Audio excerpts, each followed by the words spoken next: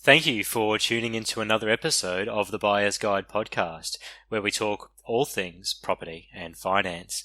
My name is Peter Mastriani, the founder of the Buyer's Guide, and in today's cast I speak with Steve Blank, who's a quantity surveyor with more than 20 years worth of experience. He started off his career working with Riders, which is one of Australia's biggest quantity surveying companies, and then over the next 20 years he really honed his skills in quantity surveying and tax depreciation with various companies, including some of Australia's largest building contractors. Steve developed a real passion for property investment himself, which led him to start SJB Quantity Surveyors, which is a national outfit that specialises in tax depreciation reports to get you more money back to spend on the things that you love. With that type of experience, I think it's fair enough to say that Steve knows enough to be dangerous when it comes to tax depreciation. So when we sit down and have a chat, Steve provides me with the essentials on what you need to know when depreciating your investments. So, let's get to it.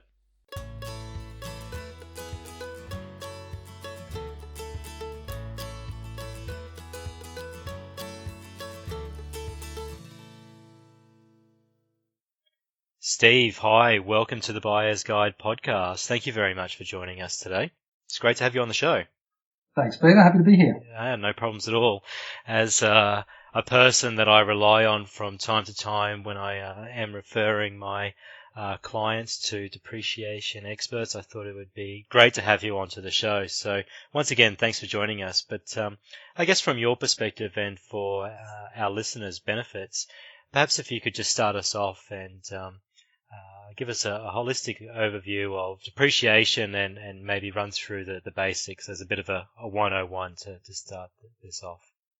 Yeah, no problem at all. So depreciation is just a decrease in value of an item over time. Okay. Right? So just think of it as wear and tear. Mm-hmm. Now, the tax department allows property investors to claim tax depreciation on their investment properties. So a tax depreciation report is just a document that puts together all of the components of the depreciation into a simple report that your accountants can use so you can claim some money back on your taxable income each year. Okay. Can my accountant just do that normally or? No. Well, in 2010, the laws were changed so that only a qualified quantity surveyor can do tax depreciation reports. Mm-hmm. Okay, so prior to that, accountants, valuers, real estate agents, even everyone and anyone could do reports. Okay.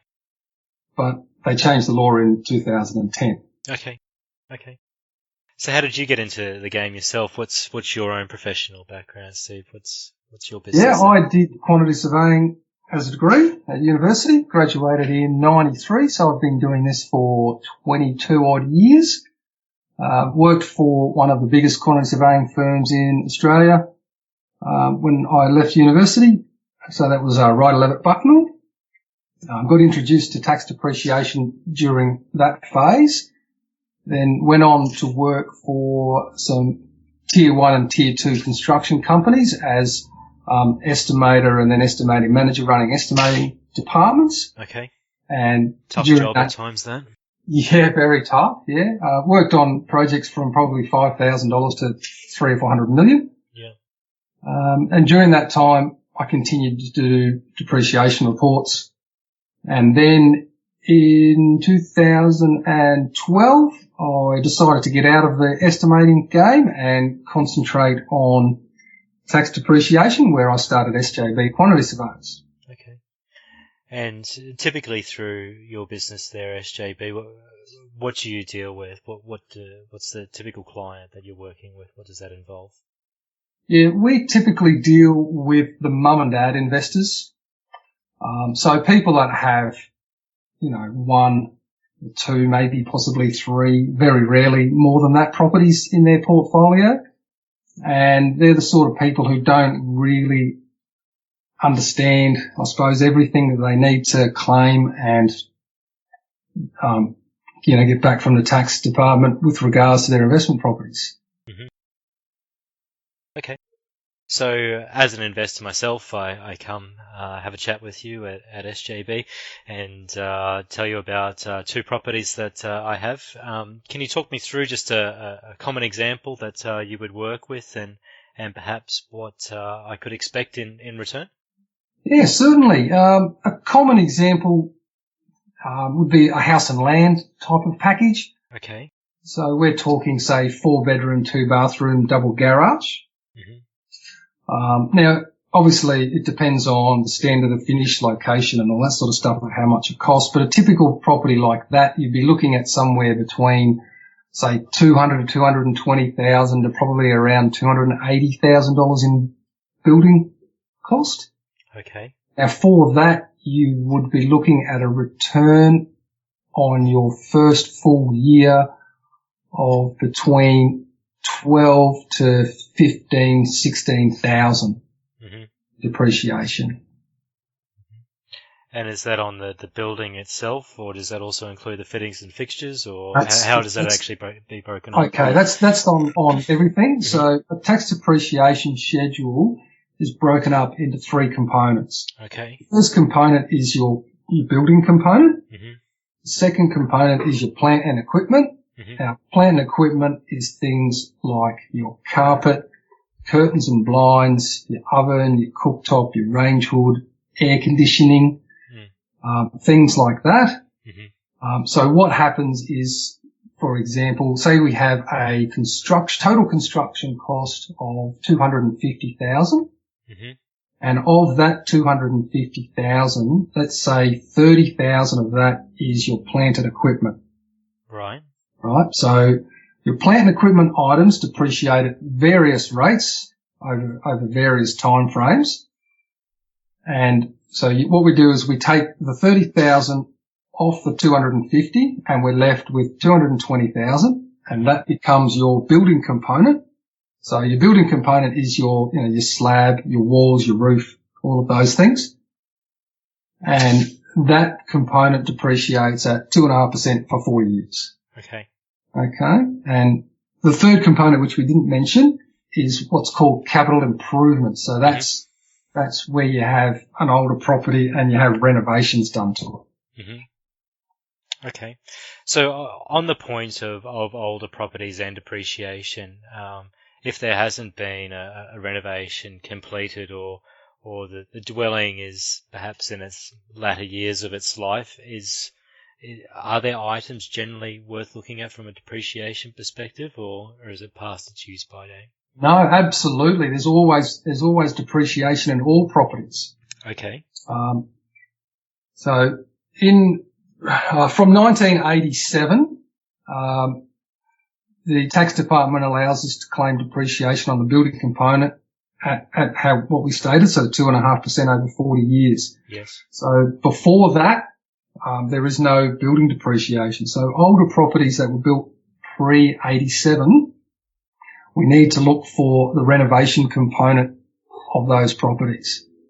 So say, for example, you have an older property and you've done a complete internal renovation. So you renovate the bathroom, the kitchen, all the floorings repainted, new light fittings, the whole box and dice, and you've spent $120,000 renovating the inside. Mm-hmm. Again, similar to the example we had before, we break that component up into plant and equipment and the capital improvements part, which is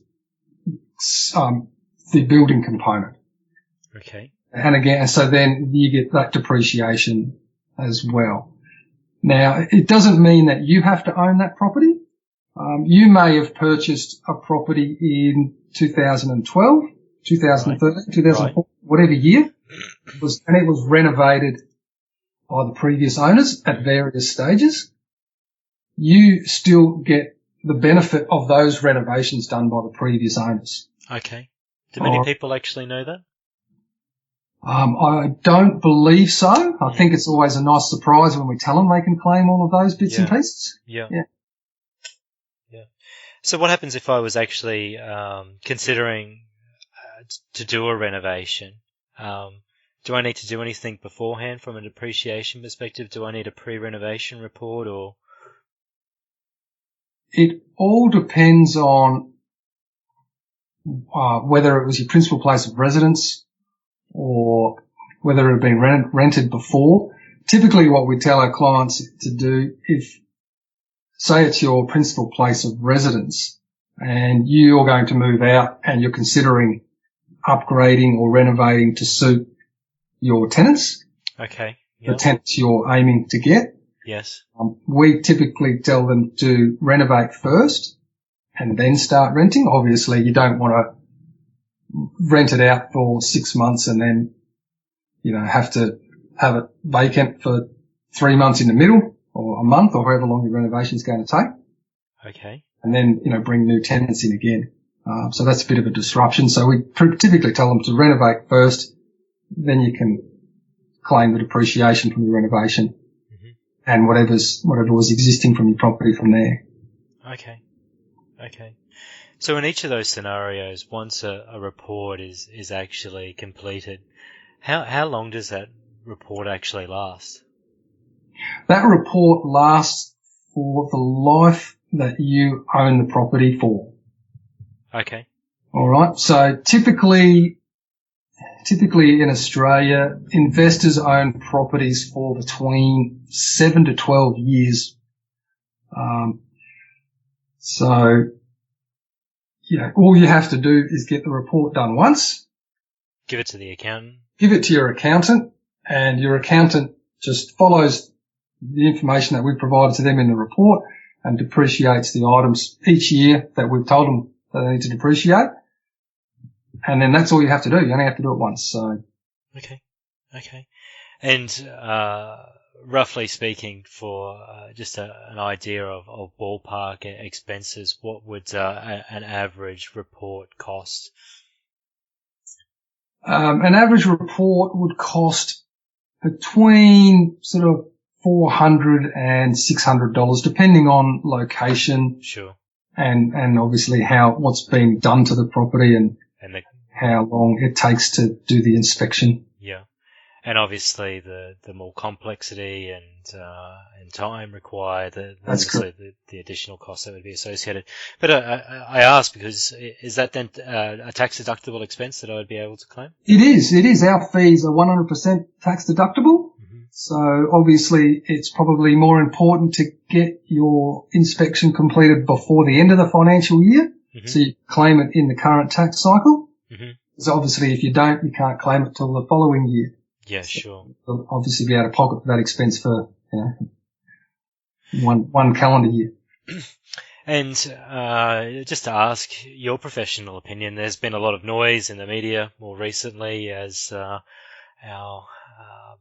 political leaders posture up against one another against the negative gearing debate.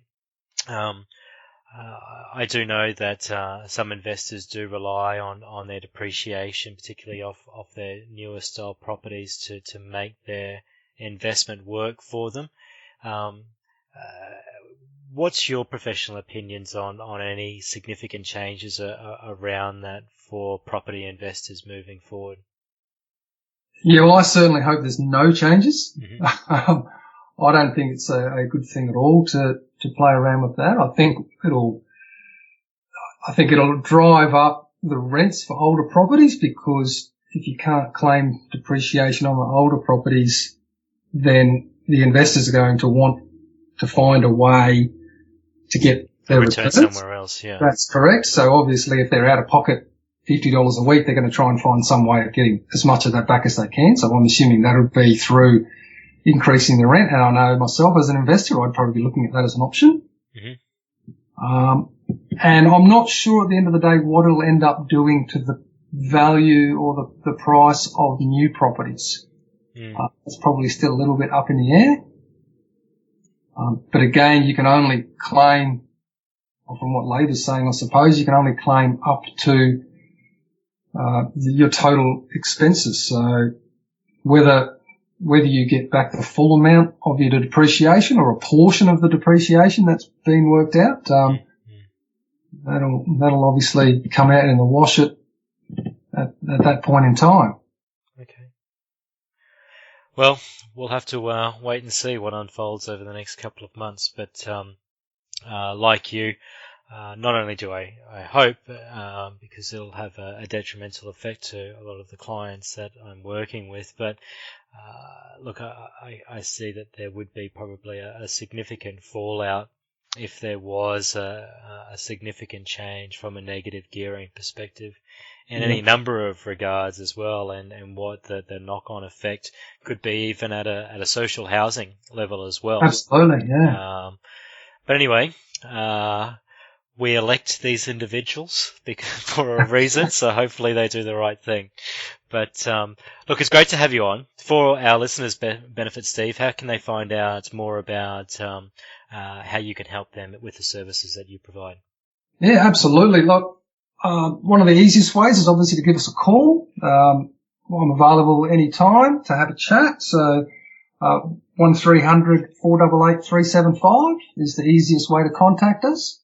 And Mr. Google, or what's the web address for us to? Yeah, website www.sjbqsaustralia.com.au. Okay. We're on Facebook. We're on LinkedIn. Sure. We have blogs running all the time, which provide people with examples of properties we've done in the past and what you can expect to get back as a depreciation on those properties. And you work nationally as well? Yeah, we absolutely. We're head office in northern New South Wales, but we have offices in Brisbane, on the Gold Coast, in Sydney, Melbourne and Adelaide. We work in Darwin and Western Australia and Canberra and Tasmania if required. Yeah. And any regional areas outside of your city centres. That's fantastic. Steve, thank you very much for sharing your professional opinions and expertise with myself and our listeners. It's great to have you on the show, and look forward to having you back again at some point in time in the future. That'd be great. Thank you very much, Peter. It's been a pleasure. All the best. Thanks, Steve. Bye-bye.